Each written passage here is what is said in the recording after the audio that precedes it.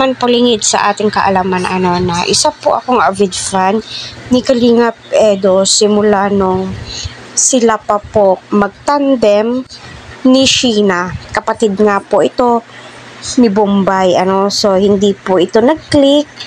Kaya pumunta kay Rina, tandem bilang magkuya, and then kay Edrica magkasunod sa EDSI. So, patuloy pa rin po akong sumusuporta kay Kalingap Eds dahil nga po, alam po nating lahat na si Eds ay isang good Samaritan. May tinutulungan po siya, sila Hana, sila Arjen, palagi po niyang binalik-balikan, which is nakakatuwa, bukal sa kanyang puso ang pagtulong.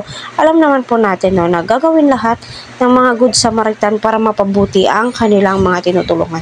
So, gayon din po ang kay Viancé. Ang tanging hangarin niya ay matulungan si Viancé, lalong-lalo na po sa pabahay. Diba sinabi niya yon na itong ginagawa ko, Viancé, ay para din sa iyo to, So, yun na nga po, ito nga ba yung ginagawa ni Kalingap Eds na kahinaan nga po ni Viancé, yung titigan ni Kalingap Eds itong si Viancé, medyo nahiya nga po ito.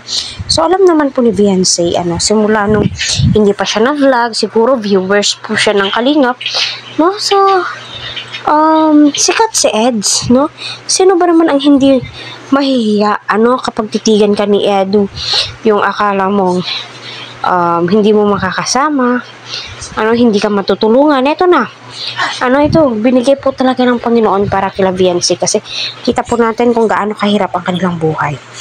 Kung napapansin nyo, ito po yung palaging ginagawa ni Kalingap Eds kay Viancé, yung mga pahugot lines po niya, yung pabigla-biglang sumusulpot sa kanyang mga bibig, which is marami ang kinikilig, at sinasabing go lang na go, wag po natin isipin yung basher kasi hindi naman po natin mapiplease silang lahat, 'di ba? Hindi naman po natin na